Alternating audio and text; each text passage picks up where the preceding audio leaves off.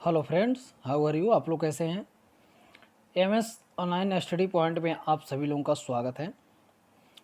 बाल विकास एवं शिक्षा शास्त्र का 30 अति महत्वपूर्ण प्रश्न फिर से लेके आप लोगों के बीच में आया हूँ। यह video C TET, UP TET या सुपर टेट को मतलब जितने भी टेट होते हैं उनको ध्यान में रखते हुए तैयार किया गया है। तो मैं चाहूँगा कि इस वीडियो को आप लोग लास्ट तक देखें और बहुत ध्यान से देखें। और एक बार याद दिलाएंगे, जो लोग हमारे चैनल को पहली बार देख रहे हैं वो चैनल से जुड़ने के लिए सब्सक्राइब करें, बेल आइकन को दबाएं और अगर वीडियो अच्छा लगे तो लाइक करें और अपने दोस्तों में शेयर करें। तो बाल विकास एवं शिक्षा शास्त्र का यह पार्ट 8 होगा, 8वां पार्ट तैयार किया गया है। इसको बहुत ही ध्यान से देखिएगा। अगर आप 30 में से 20 क्वेश्चन डेली अगर तैयार करते हैं तो बहुत ज़्यादा क्वेश्चन होता है। तो मैं हर दूसरे दिन एक वीडियो बाल विकास एवं शिक्षा शास्त्र का अपलोड करता हूँ। तो मैं चाहूँगा आप लोग इस वीडियो को क्या करें, लास्ट तक देखें। ठीक है दोस्तों, सब बातों को मतलब सब बातों से हटते हुए हम ले चलते हैं क्वेश्चन पे।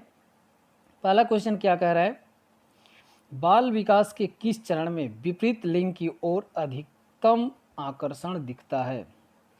बाल विकास के किस चरण में विपरीत लिंग की ओर अधिकतम आकर्षण दिखता है। तो किस अवस्था में, कौन सी अवस्था है जिसमें अधिकतम आकर्षण दिखता है विपरीत लिंग की ओर, यानी लड़का लड़की को या लड़की लड़का को आकर्षित होता है। तो कौन सी अवस्था है। ए दिया है शैशवावस्था, बी दिया है बाल्यावस्था, सी दिया है किशोरावस्था, डी दिया है वयस्कावस्था। तो किस अवस्था में यह घटना घटती है या यह होता है। तो कौन सा ऑप्शन सही होगा। देखिए बहुत ध्यान से देखिएगा, विपरीत क्या दिया है, विपरीत लिंग की ओर। क्या दिया है, विपरीत लिंग की ओर। ये चीज़ ध्यान रहे, विपरीत लिंग का है। बाल विकास के किस चरण में विपरीत यानी अपने लिंग की विपरीत यानी उल्टे और अधिक आकर्षित होता है, अधिक आकर्षित होता है। तो कौन सी अवस्था होगी यह, किशोरावस्था। कौन सी अवस्था होगी, किशोरावस्था में बालक अपने विपरीत बाल विकास का जो चरण होता है किशोरावस्था, उसमें वह क्या होता है, अपने लिंग के विपरीत की ओर क्या होता है, आकर्षित होता है। तो किशोरावस्था में बालक हो या बालिका, दोनों में विपरीत लिंग के प्रति अधिक आकर्षण होता है। किशोरावस्था को स्टेनहाल ने बड़े तनाव और तूफान की अवस्था इसीलिए कहा है। किसने कहा है, स्टेनहाल ने बड़े तनाव और तूफान की अवस्था इसी कारण से उन्होंने कहा है। ठीक है दोस्तों, नेक्स्ट क्वेश्चन पे चलते हैं। नेक्स्ट क्वेश्चन क्या कहता है हमारा, मानव विकास की अवस्था जिससे सुनहरी अवस्था कहा जाता है। देखिए ये भी बहुत ही इम्पोर्टेंट क्वेश्चन है, सुनहरी अवस्था। ठीक है, मानव विकास की वो अवस्था जिसे क्या कहा जाता है, सुनहरी अवस्था कहा जाता है, वह है कौन सी अवस्था है वो, शैशवावस्था, बाल्यावस्था, किशोरावस्था, प्रौढ़ावस्था। तो किस अवस्था को सुनहरी अवस्था कहा जाता है। तो कौन सा सही होगा ये हमको बताना है। तो चारों ऑप्शन आपके सामने दिख रहे हैं, जल्दी कीजिए। तो कौन सा सही होगा दोस्तों, सही होगा कौन सा, बाल्यावस्था। बी वाला ऑप्शन जो होगा क्या होगा, सही होगा, बाल्यावस्था। ठीक है ना, बाल्यावस्था। कोहल एवं ब्रूस ने मानव विकास की अवस्था बाल्यावस्था को सुनहरी अवस्था तथा संवेगात्मक विकास का अनोखा काल कहा है। किसने कहा है, अभी देखिए इसमें कई क्वेश्चन बन जाएंगे। एक, सुनहरी अवस्था किसने कहा है तथा संवेगात्मक विकास का अनोखा काल किसने कहा है। तो कोहल एवं ब्रूस एक मनोवैज्ञानिक है, उन्होंने ही कहा है इस अवस्था को सुनहरी अवस्था कहा है तथा संवेगात्मक विकास का अनोखा काल भी कहा है। ठीक है, नेक्स्ट क्वेश्चन देखेंगे क्या है, निम्नलिखित में से कौन सा कथन सही नहीं है। निम्नलिखित में से कौन सा कथन सही नहीं है। ये दिया है विकास और वृद्धि एक दूसरे के पर्यायवाची हैं। बी दिया है विकास एक सतत प्रक्रिया है। सी दिया है वृद्धि विकास का ही एक भाग है। डी विकास कार्यक्षमता, कार्यकुशलता और व्यवहार में आने वाले गुणात्मक परिवर्तनों को प्रकट करता है। तो कौन सा इसमें कथन गलत होगा। तो कौन सा गलत होगा, चारों ऑप्शन आपके सामने हैं, जल्दी कीजिए। तो दोस्तों विकास एक सतत प्रक्रिया है, हम सभी जानते हैं। वृद्धि विकास का ही एक भाग है, विकास का ही एक भाग क्या है, वृद्धि एक विकास का भाग है। डी मतलब डी वाला क्या कर रहा है, विकास कार्यक्षमता कार्यकुशलता और व्यवहार में आने वाले गुणात्मक परिवर्तनों को प्रकट करता है। क्या करता है? प्रकट करता है। तो ये तीनों ऑप्शन जो हैं यह सही हैं, लेकिन विकास और वृद्धि एक दूसरे के पर्यायवाची हैं। ये ऑप्शन क्या है? गलत है, पर्यायवाची नहीं है। ठीक है, तो जो ऑप्शन इसमें सही होगा इस क्वेश्चन का, यह ए होगा। विकास में वृद्धि एक दूसरे के पर्यायवाची नहीं है, क्योंकि विकास सतत चलने वाली प्रक्रिया है जो व्यक्ति के व्यवहार एवं कार्य के गुणात्मक वृद्धि से संबंधित होती है, जबकि वृद्धि निश्चित समय तक चलने वाली प्रक्रिया है जो शारीरिक एवं मात्रात्मक परिवर्तन है। जो क्या है? शारीरिक एवं मात्रात्मक परिवर्तन है। ठीक है, नेक्स्ट क्वेश्चन देखते हैं। थोड़ा फास्ट करेंगे क्योंकि 30 क्वेश्चन है। निम्नलिखित में से कौन सी एक बालक की मनोगत्यात्मक गतिविधि नहीं होती है? कह रहा है निम्नलिखित में से कौन सी एक बालक की मनोगत्यात्मक गतिविधि नहीं होती है? ऑप्शन दिया है ए खेलना, बी गेंद फेंकना, सी लिखना, डी सोचना। तो इसमें ये भी बहुत इंपॉर्टेंट है, ध्यान से देखिए क्या कह रहा है। बालक की मनोगत्यात्मक गतिविधि नहीं होती, तो बालक क्या चीज़ नहीं इसमें से करता है? बालक देखिए इसमें से क्या, बालक खेलना, बालक खेलता ही है, गेंद फेंकना फेंकता ही है, लिखना लिखता है, लेकिन बालक के पास देखिए क्या है, मनोगत्यात्मक विधि में बालक द्वारा गतिशील स्थिति का सहारा लिया जाता है। गतिशील जो स्थिति होती है उसका सहारा लिया जाता है। इसमें खेलना, गेंद फेंकना तथा लिखना शामिल है। गतिशील मतलब जो किया जाए, चले, वो शामिल है।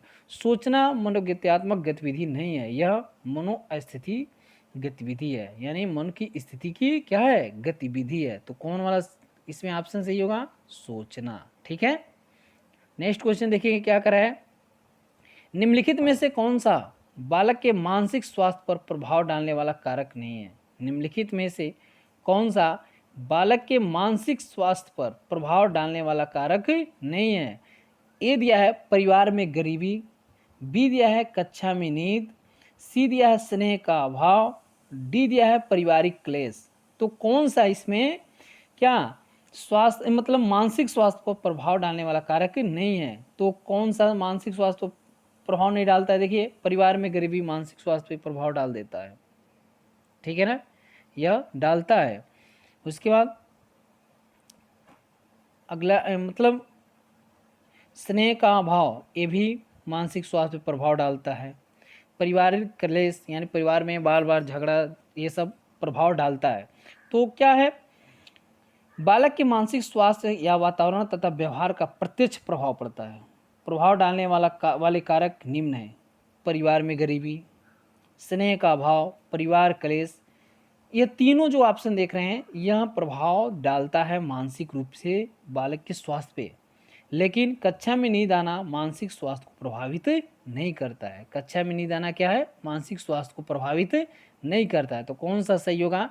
कक्षा में नींद आना। ठीक है, नेक्स्ट क्वेश्चन देखेंगे क्या कर रहा है। क्वेश्चन नंबर 6, एक बालक के संज्ञानात्मक शक्तियाँ जैसे कल्पना शक्ति, बुद्धि, निर्णय लेने की क्षमता आदि का संबंध है बालक के, आदि का संबंध है बालक के किससे है?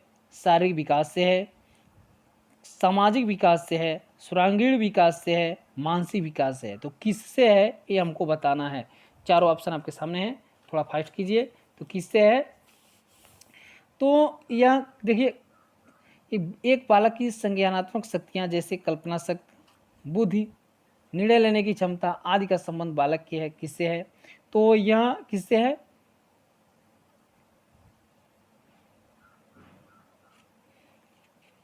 यह होगा मानसिक विकास से। किससे? मानसिक विकास से। ठीक है ना, मानसिक विकास से ही इन समूह का क्या होता है? शक्ति का निर्माण होता है। यह बालक की संज्ञानात्मक शक्तियों जैसे कल्पना शक्ति, बुद्धि, निर्णय लेने की क्षमता आदि का संबंध बालक के मानसिक विकास से है। कल्पना शक्ति, बुद्धि, निर्णय लेने की क्षमता आदि का संबंध बालक के मानसिक विकास से संबंधित है, यानी संबंधित होता है। ठीक है, नेक्स्ट क्वेश्चन देखेंगे क्या कर रहा है। 16 वर्षीय नीरज अपने आप में पृथक स्वनियंत्रित व्यक्ति की भावना को विकसित करने का प्रयास कर रहा है। बहुत ध्यान से देखिएगा इसको, क्या कर रहा है। 16 वर्षीय नीरज अपने आप में पृथक स्वनियंत्रित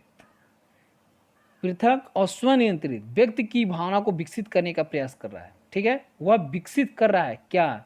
नियमों के प्रति घृणा, स्वायत्तता, किशोरावस्थात्मक अखड़पन, परिपक्वता। तो किसको मतलब क्या निर्माण कर रहा है, किसका विकास कर रहा है, विकसित कर रहा है किसका? तो 16 वर्षीय नीरज द्वारा पृथक स्वनियंत्रित व्यक्ति की भावना विकसित करने का तात्पर्य है कि नीरज स्वयं में स्वतंत्रता की भावना का विकास कर रहा है। तो बी वाला ऑप्शन क्या होगा? सही होगा। ना ये सही होगा, नियमों के प्रति घृणा ये भी नहीं सही होगा, किशोरावस्थात्मक अखड़पन ये भी नहीं सही होगा, परिपक्वता ये भी नहीं सही होगा। तो सही कौन होगा? स्वतंत्रता। वह 16 वर्ष का है, अपने आप में पृथक हो रहा है, स्वनियंत्रित करने का प्रयास कर रहा है, तो वह स्वतंत्रता यानी स्वयं को क्या कर रहा है? भावना को विकसित कर रहा है, स्वतंत्रता की भावना को विकसित कर रहा है। नेक्स्ट क्वेश्चन देखेंगे। स्टेनहाल के अनुसार अधिक तनाव और तूफान की अवस्था है। देखिए अभी फर्स्ट क्वेश्चन देखें इस पे। स्टेनहाल के अनुसार अधिक तनाव और तूफान की अवस्था है। फर्स्ट क्वेश्चन अभी जहाल में देखें हम क्या कि किस अवस्था बाल विकास के किस अवस्था में बालक या बालिका अपने विपरीत लिंग की ओर आकर्षित होते हैं। तो उसी समय स्टेनहाल ने इसीलिए कहा है कि तनाव और तूफान की अवस्था उसको कह दिया है। तो कौन सी अवस्था है? प्रौढ़ावस्था तो है नहीं, हम सभी जानते हैं। प्रौढ़ावस्था है नहीं, बाल्यावस्था है नहीं, शैशवावस्था है नहीं, कौन सी अवस्था है? किशोरावस्था। ठीक है, किशोरावस्था क्या है? 16 वर्षीय नीरज द्वारा पृथक स्वनियंत्रित व्यक्ति की भावना विकसित करने का तात्पर्य है कि नीरज स्वयं स्वतंत्रता की भावना विकास कर रहा है। ठीक है, तो इसमें जो ये होगा स्टेनहाल के अनुसार, इसको देखेंगे। स्टेनहाल के अनुसार किशोरावस्था बड़े तनाव, तूफान एवं संघर्ष का काल होता है। क्या होता है? स्टेनहाल के अनुसार, स्टेनहाल क्या कहे किशोरावस्था को? कहे हैं कि यह जो अवस्था होती है किशोरावस्था, यह बहुत ही अधिक तनाव और तूफान से ग्रसित होती है। ठीक है, नेक्स्ट क्वेश्चन देखेंगे। लेकिन एक बार याद दिला देंगे, जो हमारे चैनल को पहली बार देख रहे हैं या हमारे चैनल को मतलब वो पढ़ना चाहते हैं, उनको मतलब हमारा वीडियो नेक्स्ट वीडियो उनको प्राप्त होता रहे, तो सब्सक्राइब करेंगे और बेल आइकन को दबाएंगे ताकि नेक्स्ट वीडियो आसानी से उनको प्राप्त हो जाए। ठीक है, तो अगले नेक्स्ट क्वेश्चन है, निम्नलिखित में से किसका विकास किशोरावस्था में नहीं होता है? ए ऑप्शन ए दिया है, अहम केंद्रितता, अभिरुचियां, तर्क शक्ति, प्रेक्षण की योग्यता। चारों ऑप्शन आपके सामने हैं, तो इसमें से ये बताना है किस अवस्था में या किशोरावस्था में किसका विकास किशोरावस्था में नहीं होता है, ये बताना है। तो किशोरावस्था में अहम केंद्रितता नहीं होता है, यह गुण शैशवावस्था का है। यह गुण किसका है? शैशवावस्था का है। किशोरावस्था में तर्क क्षमता का विकास, अभिरुचियों में परिवर्तन का विकास होता है। यानी जो फर्स्ट ऑप्शन है आम केंद्रितता, यह नहीं है, यह शैशवावस्था की क्या है?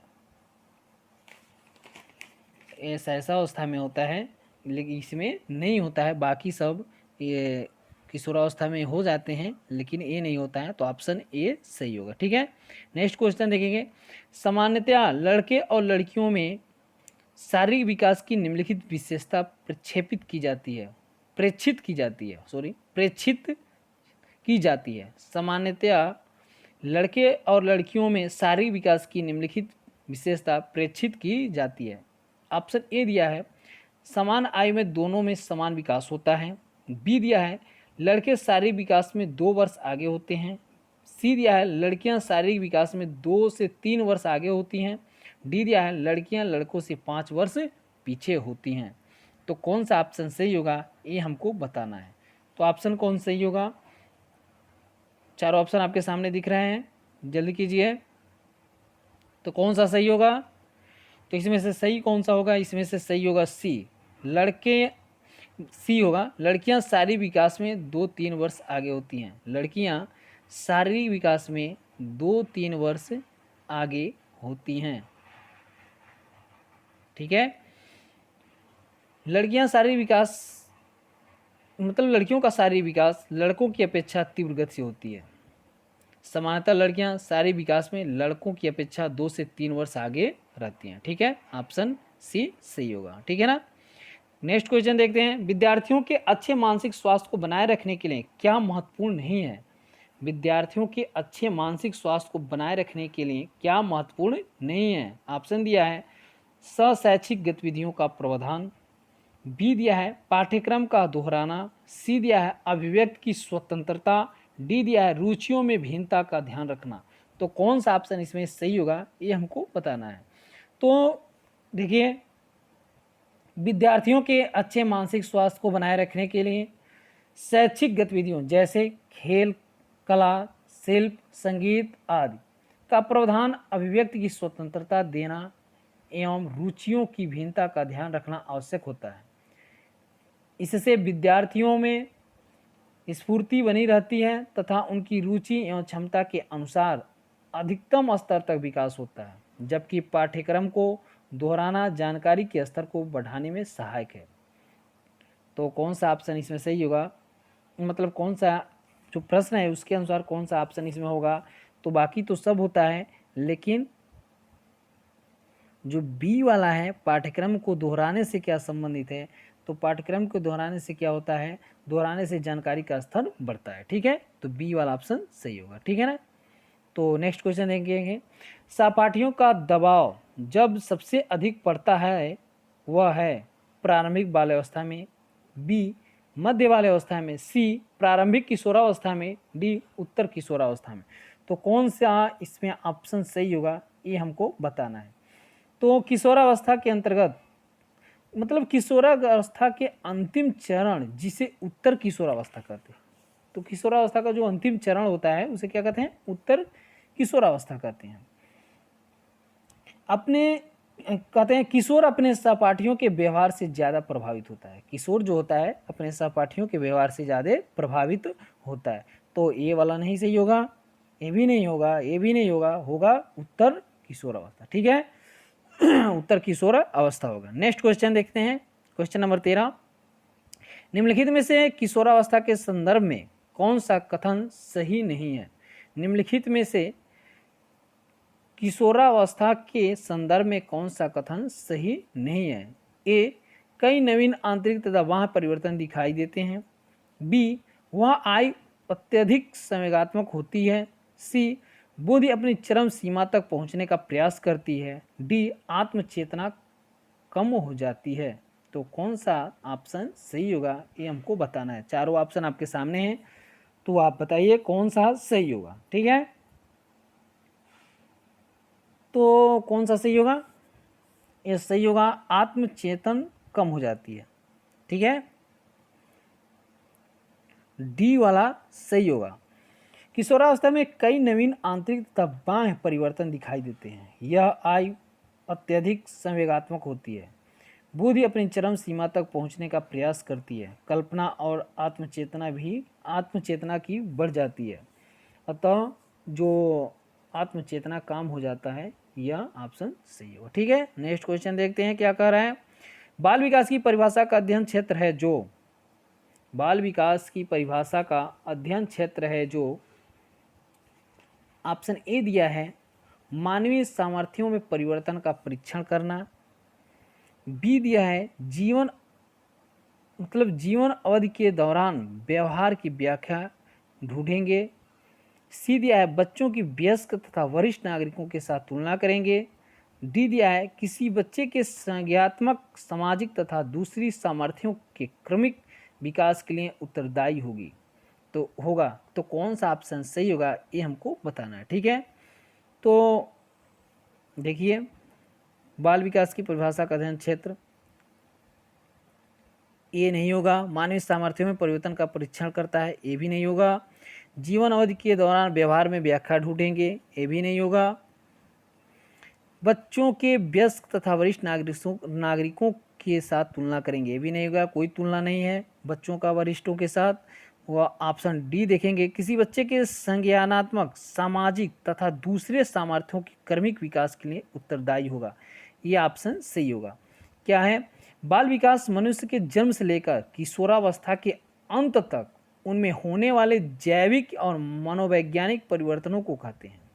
जब वे धीरे धीरे निर्भरता से और अधिक स्वतंत्रता की ओर बढ़ते हैं, मतलब दूसरे पर से जो निर्भर होते हैं उनसे हट के स्वयं पर निर्भर होना चालू हो जाते हैं, अर्थात किसी बच्चे में संज्ञानात्मक, सामाजिक तथा नैतिकता के क्रमिक विकास को बाल विकास कहा जाता है, जो एक दूसरे के क्रमिक विकास के लिए उत्तरदायी होती है। जो क्या होती है? एक दूसरे के क्रमिक विकास के लिए क्या होती है? उत्तरदायी होती है। तो कौन सा ऑप्शन सही होगा? डी वाला ऑप्शन सही होगा। ये भी बहुत इंपॉर्टेंट क्वेश्चन है दोस्तों।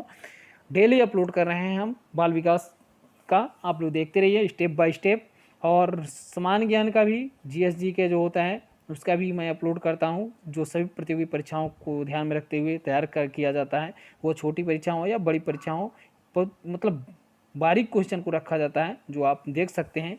और जो मतलब किसी भी कंपटीशन की तैयारी करने वाले लोग हैं वो उस वीडियो को देखेंगे, उनको अवश्य ये अच्छा लगेगा और इसमें अच्छाई महसूस होगी, तो उस चैनल को सब्सक्राइब कर लेंगे, लाइक करेंगे। और जो तैयारी करने वाले दोस्त हैं उनको क्या करेंगे? शेयर करेंगे, ताकि उनको अच्छा वीडियो मिले और अच्छे से तैयारी करें। हमारा एक ही लक्ष्य रहेगा, उनको मंजिल तक पहुंचाना। ठीक है, तो नेक्स्ट क्वेश्चन देखते हैं। निरीक्षण विधि में किया जाता है क्या? अपना अध्ययन, अपने व्यवहार का अध्ययन, दूसरों के व्यवहारों का अध्ययन, व्यवहार विश्लेषण। तो किसका अध्ययन किया जाता है निरीक्षण विधि में? तो निरीक्षण प्रक्रिया में कोई व्यक्ति किसी दूसरे व्यक्ति के कार्यों की जांच का अध्ययन करता है। निरीक्षण मीन्स होता है दूसरे की जांच करना। क्या होता है? दूसरे की जांच करना। निरीक्षण में स्वयं का मूल्यांकन करना पक्षपातपूर्ण होता है, इसलिए निरीक्षण विधि में दूसरे के व्यवहारों का अध्ययन किया जाता है ताकि जांच पक्षपातपूर्ण न होकर तटस्थ रहे। तो क्या हो? कौन सा ऑप्शन सही होगा? तो इसमें निरीक्षण विधि में क्या किया जाता है? निरीक्षण विधि में अपना अध्ययन नहीं किया जाता है, अपने व्यवहार का भी अध्ययन नहीं किया जाता है, व्यवहार विश्लेषण भी नहीं किया जाता है, दूसरे के व्यवहार का अध्ययन किया जाता है। अगर वो अपने व्यवहार का अध्ययन करने लगेगा तो पक्षपात हो जाएगा, इसलिए निरीक्षण विधि में दूसरे के व्यवहारों का अध्ययन किया जाता है। नेक्स्ट क्वेश्चन देखेंगे क्या कर रहा है। बच्चे के विकास के सिद्धांतों को समझना शिक्षक की सहायता करता है। बच्चे के विकास के सिद्धांतों को समझना शिक्षक की सहायता करता है। ऑप्शन ए दिया है शिक्षार्थियों की भिन्न अधिगम शैलियों को प्रभावी रूप से संबोधित करने में।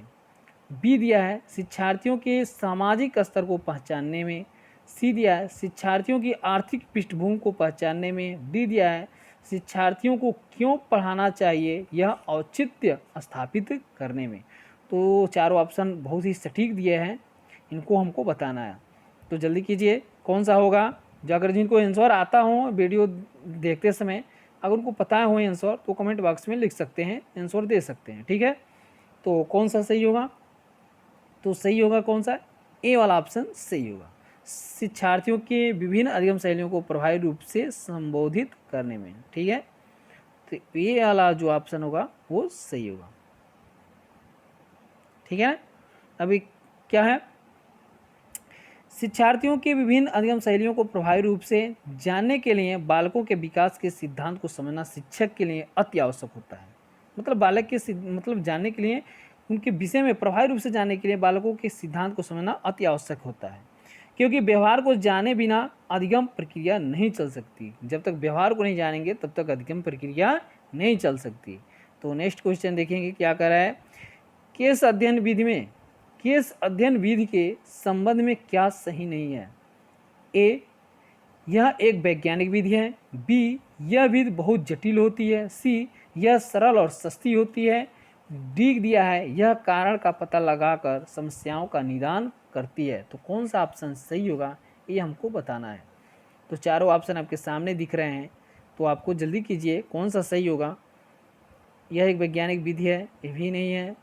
यह विधि बहुत जटिल होती है, ये भी नहीं है। यह सरल और सस्ती होती है, ये भी नहीं है। तो कौन सा सही होगा? तो डी वाला सही होगा। शिक्षण अधिगम प्रक्रिया के रूप में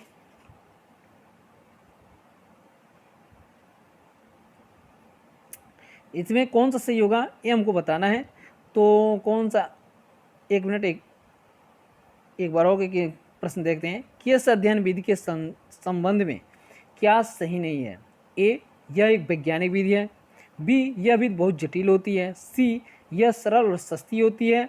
यह कारण का पता लगाकर समस्याओं का निदान करती है। तो कौन सा सही होगा यह हमें बताना है, ठीक है। तो कौन सा सही होगा? इसमें बी वाला ऑप्शन सही होगा। कौन सा? बी वाला ऑप्शन सही होगा। क्या है? केस अध्ययन एक वैज्ञानिक विधि है जिसके द्वारा किसी समस्या का समाधान किया जाता है। यह बहुत ही सरल एवं सस्ती विधि है। इसमें किसी घटना को उपकरण के रूप में प्रयोग किया जाता है। क्या किया जाता है? उपकरण के रूप में प्रयोग किया जाता है, ठीक है। तो बी वाला ऑप्शन क्या होगा? सही होगा। नेक्स्ट क्वेश्चन देखेंगे क्या कर रहा है। बालक के व्यक्तिगत अध्ययन की मनोवैज्ञानिक विधि है। बालक के व्यक्तिगत अध्ययन की मनोवैज्ञानिक विधि है, कौन सा है? राइटिंग स्केल, प्रश्नावली, केस स्टडी, प्रयोगात्मक विधि। तो कौन सा है? बहुत ही इंपॉर्टेंट क्वेश्चन है, कई बार पूछा है। तो कौन सा है? तो केस स्टडी होगा। इसमें कौन सा सही होगा? केस स्टडी, यानी सी वाला ऑप्शन सही होगा, ठीक है दोस्तों। नेक्स्ट क्वेश्चन देखते हैं, थोड़ा फास्ट करेंगे। कक्षा का एक शरारती बालक अन्य छात्रों को परेशान करता है।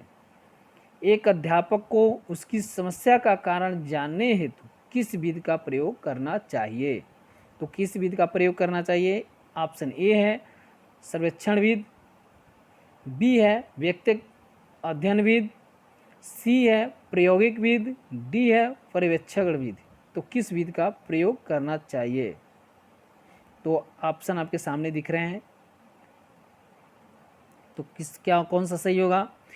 तो ऑप्शन कौन सा सही होगा? बी वाला ऑप्शन सही होगा, ठीक है। व्यक्तिगत अध्ययन विधि, ठीक है, बी वाला ऑप्शन सही होगा। व्यक्तिगत अध्ययन विधि द्वारा किसी छात्र या व्यक्ति के गुण एवं दोष का अध्ययन कर सकते हैं। अगर किसी छात्र में व्यक्तिगत दोष है जिसे समस्या उत्पन्न होती है, तो इस विधि द्वारा उस दोष को दूर किया जा सकता है। इस विधि के द्वारा उस बालक के दोषों को दूर या किसी मानव के दोषों को दूर किया जा सकता है, ठीक है। Next question. सीमा हर पाठ को बहुत जल्दी सीख लेती है, जबकि लीना उसे सीखने में ज़्यादा समय लेती है। यह विकास के सिद्धांत को दर्शाता है। देखिए डैश डैश दिया है, किस सिद्धांत को दर्शाता है, यहाँ हमको भरना है, ठीक है। तो किस सिद्धांत को दर्शाता है ये हमको बताना है, ठीक है ना। तो ए दिया है व्यक्तिगत भिन्नता को, बी दिया है अंतर संबंध, सी दिया है निरंतरता को, डी दिया है सामान्य से विशिष्ट की ओर। तो कौन सा सही होगा ये हमको बताना है। तो ऑप्शन कौन सा सही होगा? ऑप्शन ए सही होगा। व्यक्तिगत भिन्नता यानी वह जब सीमा अलग तैयार करती है उसका अलग तैयारी होता है, लीना अलग होती है। तो यह विकास के जो सिद्धांत हैं व्यक्तिगत भिन्नता यानी सभी व्यक्ति भिन्न भिन्न होते हैं, इस सिद्धांत को दर्शाता है। तो सीमा हर पाठ को बहुत जल्दी सीख लेती है, जबकि लीना उसे सीखने में ज़्यादा समय लेती है। यह विकास के व्यक्तिगत भिन्नता सिद्धांत को दर्शाता है। व्यक्ति भिन्नता के कारण विद्यार्थियों के सीखने की गति, दर या प्रकृति में अंतर हो सकता है। प्रकृति में अंतर हो सकता है, ठीक है। तो ए वाला ऑप्शन सही होगा। नेक्स्ट क्वेश्चन देखते हैं दोस्तों। शिक्षण अधिगम प्रक्रिया में व्यक्तिगत रूप से ध्यान देना महत्वपूर्ण है, क्योंकि शिक्षार्थी हमेशा समूह में ही बेहतर सिखाते हैं। बी, शिक्षक प्रशिक्षण कार्यक्रम में ऐसा ही बताया गया है। सी, इसमें प्रत्येक शिक्षार्थी को अनुशासित करने के लिए शिक्षकों को बेहतर अवसर मिलते हैं। डी, बच्चों के विकास दर भिन्न होती है और वे भिन्न तरीकों से सीख सकते हैं। तो कौन सा ऑप्शन सही होगा ये हमको बताना है। तो कौन सा सही होगा ये हमको बताना है। सीख सकते हैं, तो इसमें से ऑप्शन कौन सा सही होगा? इसमें से डी वाला ऑप्शन सही होगा, ठीक है। डी वाला ऑप्शन सही होगा। शिक्षण अधिगम प्रक्रिया में व्यक्तिगत रूप से ध्यान देना महत्वपूर्ण है, क्योंकि बच्चों के विकास दर भिन्न होती है और वे भिन्न तरीकों से सीखते हैं। क्या कहते हैं? भिन्न तरीकों से सीखते हैं। तो ये वाला ऑप्शन डी वाला सही होगा, ठीक है ना। डी वाला ऑप्शन सही होगा। Question number 22। मनोसामाजिक सिद्धांत निम्नलिखित में से किस पर बल देता है? मनोसामाजिक सिद्धांत निम्नलिखित में से किस पर बल देता है? ए उद्दीपन एवं प्रतिक्रिया, बी लिंगी एवं प्रसुप्तिप्त स्तर, उद्यम के मुकाबले में हीनता स्तर, क्रिया क्रिया प्रसुप्ति अनुबंधन। यानी क्वेश्चन नंबर 22 देखिए क्या कर रहा है, मनोसामाजिक सिद्धांत निम्नलिखित में से किस पर बल देता है? उद्दीपन और प्रतिक्रिया, बी लिंगी व प्रसुप्त स्तर, सी उद्यम के मुकाबले में हीनता स्तर, डी क्रिया प्रसूत यानी सक्रिय अनुबंधन। तो कौन सा ऑप्शन इसमें सही होगा ये हमको बताना है। तो देखिए क्या कर रहा है, आंसर अगर देख लीजिए एक बार क्या होगा। एक मनोवैज्ञानिक है, एरिक्सन द्वारा विकास का मनोसामाजिक सिद्धांत दिया गया। एरिक्सन के अनुसार यह चौथा विकासात्मक चरण है जो बाल्यावस्था के मध्य में परिलक्षित होती है। बालक द्वारा की गई पहले से वह नए अनुभवों के संपर्क में आता है और जैसे जैसे वह अपने बचपन के मध्य और अंत तक पहुंचता है तब तक वह अपनी ऊर्जा को बौद्धिक कौशल और ज्ञान से हासिल करने की दिशा में मोड़ देता है। तो कौन सा ऑप्शन सही होगा? ऑप्शन जो सही होगा वह होगा सी, उद्यम के मुकाबले में हीनता का स्तर। ऑप्शन सी सही होगा, ठीक है ना। नेक्स्ट क्वेश्चन, मानव विकास कुछ विशेष सिद्धांतों पर आधारित है। निम्नलिखित में से कौन सा मानव विकास का सिद्धांत नहीं है? सामान्य से विशिष्ट, प्रतिवर्ती, निरंतरता, अनुक्रमिकता। तो कौन सा नहीं है ये हमको बताना है। तो चारों ऑप्शन आपके सामने हैं, तो जल्दी कीजिए कौन सा सही होगा। तो प्रतिवर्ती मानव विकास का सिद्धांत नहीं है। प्रतिवर्ती क्या है? मानव विकास का सिद्धांत नहीं है। बी वाला ऑप्शन सही होगा। प्रतिवर्ती मानव विकास का सिद्धांत नहीं है। प्रतिवर्ती शब्द का आशय है पुनः प्रारंभ करना और मानव विकास एक बार परिपक्वता प्राप्त करने पर पुनः प्रारंभ नहीं होती, पुनः प्रारंभ नहीं होती या पुनः नहीं प्रारंभ होती, ठीक है। नेक्स्ट क्वेश्चन देखेंगे क्या करा है। क्वेश्चन नंबर 24, प्रत्येक शिक्षार्थी स्वयं में विशिष्ट है। इसका अर्थ है कि ऑप्शन ए दिया है सभी शिक्षार्थियों के लिए एक सामान्य पाठ्यचर्या संभव नहीं है। एक विषम रूपी कक्षा में शिक्षार्थियों की समस्याओं को विकसित करना असंभव है। सी कोई भी दो शिक्षार्थी अपनी योग्यताओं, रुचियों और प्रतिभाओं में एक समान नहीं होते। डी शिक्षार्थियों में न तो कोई समान विशेषताएं होती हैं और न ही उसके लक्ष्य समान होते हैं। तो कौन सा ऑप्शन इसमें सही होगा ये हमको बताना है। तो चारों ऑप्शन आपके सामने दिख रहे हैं, तो आपको बताना है कौन सा सही होगा। तो सही कौन सा होगा? सही होगा इसमें से सी वाला ऑप्शन सही होगा, ठीक है। सी वाला ऑप्शन सही होगा। क्या कह रहा है? प्रत्येक शिक्षार्थी स्वयं में विशिष्ट है।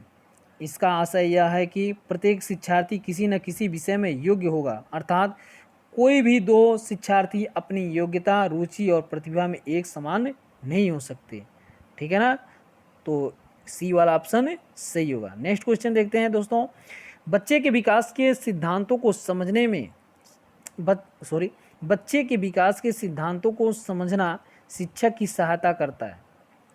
ऑप्शन दिया है ए शिक्षार्थियों को क्यों पढ़ाना चाहिए, यह औचित्य स्थापित करने में। बी शिक्षार्थियों की भिन्न अधिगम शैलियों को प्रभावी रूप से संबंधित करने में।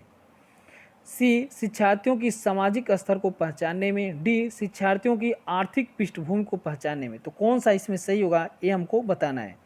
तो ए दिया हुआ है, बी दिया है, सी दिया है, डी है। चारों ऑप्शन आपके सामने हैं, तो कौन सा ऑप्शन सही होगा ये हमको बताना है। जल्दी कीजिए कौन सा सही होगा। तो बी वाला ऑप्शन सही होगा। शिक्षार्थियों की भिन्न अधिगम शैलियों को प्रभावी रूप से संबोधित करने में। बच्चे के विकास के सिद्धांतों को समझना शिक्षक के लिए अत्यंत आवश्यक है। इसके माध्यम से शिक्षक बच्चों की रुचियों, व्यवहारों, संवेगों आदि को सही दिशा में निर्देशित कर सकता है। उनकी आवश्यकताओं को ध्यान में रखकर अपनी शिक्षण शैलियों का निर्माण कर सकता है। एवं उन्हें प्रभावी रूप से संचालित कर सकता है। ठीक है, तो बी वाला ऑप्शन सही होगा। नेक्स्ट क्वेश्चन देखते हैं, क्वेश्चन नंबर 26। व्यक्तिगत शिक्षार्थी एक दूसरे से डैश दिया है, इसमें भरना है। ठीक है दोस्तों, में भिन्न होते हैं।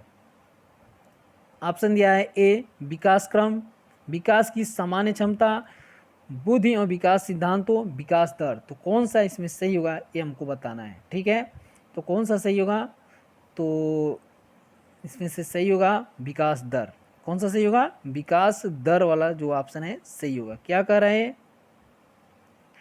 व्यक्तिक भिन्नताओं का सिद्धांत कहता है कि प्रत्येक बालक एवं बालिकाओं के विकास का अपना एक स्वयं का स्वरूप होता है। इनके सामाजिक, शारीरिक, मानसिक आदि का विकास दर भिन्न भिन्न होता है, इसलिए समवयस्कों में भी व्यक्तिक भिन्नता होती है। तो विकास दर क्या होगा, ऑप्शन सही होगा। ठीक है, क्वेश्चन नंबर 27। पूर्व विद्यालय में पहली बार यह आया बच्चा मुक्त रूप से चिल्लाता है। 2 वर्ष पश्चात वही बच्चा जब प्रारंभिक विद्यालय में पहली बार जाता है तो अपना तनाव चिल्ला कर व्यक्त नहीं करता, अपितु उसके कंधे और गर्दन की पेशियां तन जाती हैं। उसे इस व्यवहार परिवर्तन का क्या सैद्धांतिक आधार हो सकता है। देखिए, बहुत ही इंपॉर्टेंट क्वेश्चन है, पेडागोजी की तरह क्वेश्चन है, पेडागोजी है ही पेडागोजी क्वेश्चन है। यह 2013, 14 और 16 में भी मतलब पूछा हुआ है, कई बार एग्जामों में पूछा हुआ है सीटेट की। ठीक है, तो कौन सा इसमें सही होगा ये हमको बताना है। ठीक है ना, तो सही कौन होगा, तो देखिए डी वाला ऑप्शन सही होगा। ठीक है ना, अब डी विभेद एवं एकीकरण विकास के लक्षण। ठीक है, क्या है, मतलब किसी पूर्व विद्यालय में पहली बार आया बच्चा मुक्त रूप से चिल्लाता है। 2 वर्ष पश्चात वही बच्चा जब प्रारंभिक विद्यालय में पहली बार जाता है तो अपना तनाव चिल्लाकर व्यक्त नहीं करता, अपितु उसके कंधे और गर्दन की पेशियां तन जाती हैं। उसके इस व्यवहारिक परिवर्तन का सैद्धांतिक आधार विभेद एवं एकीकरण विकास के लक्षण है।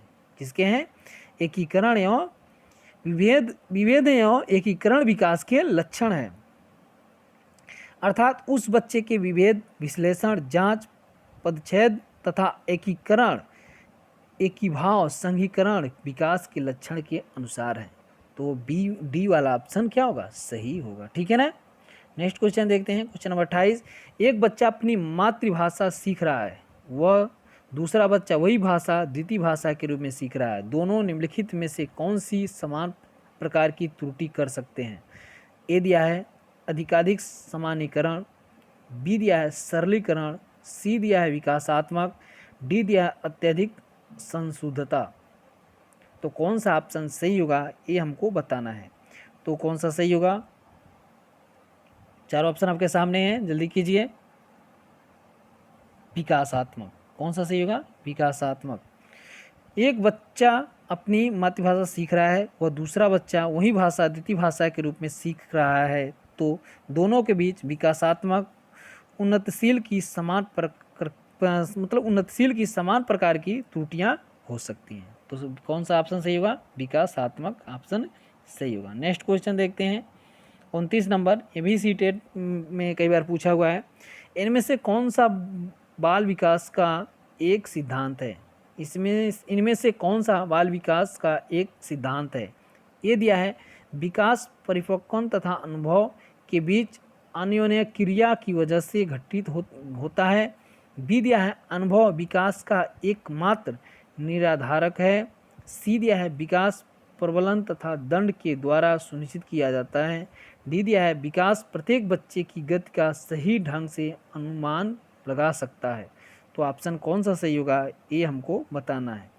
तो कौन सा सही होगा, इसमें से चारों ऑप्शन आपके सामने हैं, कौन सा सही होगा। तो सही जो होगा इसमें से ए वाला ऑप्शन सही होगा। विकास परिपक्वन तथा अनुभव के बीच अन्योन्य क्रिया की वजह से घटित होता है। विकास परिपक्वन तथा अनुभव के बीच अन्योन्य क्रिया की वजह से घटित होता है। तो ए वाला ऑप्शन जो होगा वो सही होगा। मतलब एक क्रिया का अपने पूर्ण होना, जिसके आधार पर नवीन क्रिया सीखी जा सके परिपक्वता कहलाती है। अब परिपक्वता क्या होता है, अब अगर बात बनती है, अगर क्वेश्चन बन जाए परिपक्वता क्या है, तो एक क्रिया का अपने पूर्ण होना जिसके आधार पर नवीन क्रिया सीखी जा सके परिपक्वता कहलाती है। ठीक है। अब उसके बाद परिपक्वता हो गया। परिपक्वता अनुभव एवं अधिगम के फलस्वरूप आती है। परिपक्वता जो होती है अधिगम और अनुभव के फलस्वरूप आती है और मनुष्य का विकास होता है। जब ये दोनों चीज़ आती हैं तो मनुष्य का क्या होता है, विकास होता है। इसलिए कहा जा सकता है कि विकास परिपक्वन और अनुभव के बीच अन्योन्य क्रिया की वजह से घटित होती है। तो ऑप्शन ए सही होगा। ठीक है ना। नेक्स्ट क्वेश्चन, निम्नलिखित में से कौन सा बाल विकास का एक सिद्धांत नहीं है। क्वेश्चन नंबर 30, निम्नलिखित में से कौन सा बाल विकास का एक सिद्धांत नहीं है।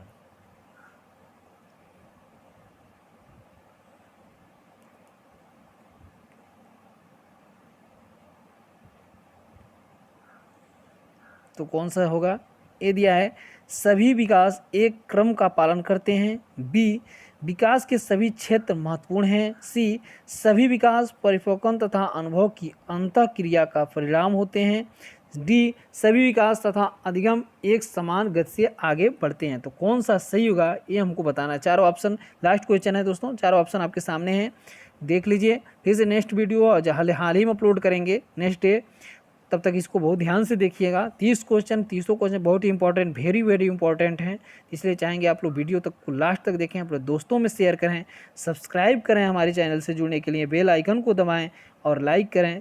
अधिक से अधिक लोगों को इस चैनल से जोड़ें हमारे, ताकि अच्छा जो वीडियो बने उन तक पहुंच जाए और अगली जो भर्ती होने वाली टीचर की है उसमें सफलता उनको अवश्य मिल जाए। ठीक है।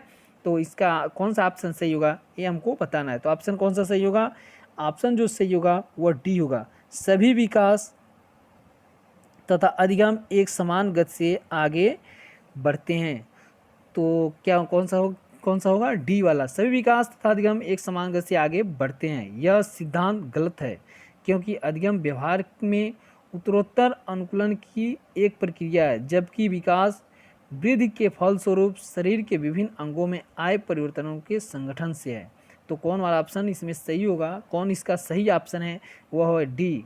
बाकी सभी होते हैं, बाल विकास का सिद्धांत नहीं है, डी वाला नहीं है, बाकी सब होते हैं, ये भी होता है, ये भी होता है। सभी विकास एक क्रमक पालन करते हैं, विकास सभी क्षेत्रों में महत्वपूर्ण है, सभी विकास परिपक्वन तथा अनुभव की अंतःक्रिया का परिणाम है, लेकिन सभी विकास तथा अधिगम समान गति से आगे बढ़ते हैं। ये वाला ऑप्शन गलत होगा। तो विकास का सिद्धांत जो नहीं है यही होगा। ठीक है, डी वाला होगा।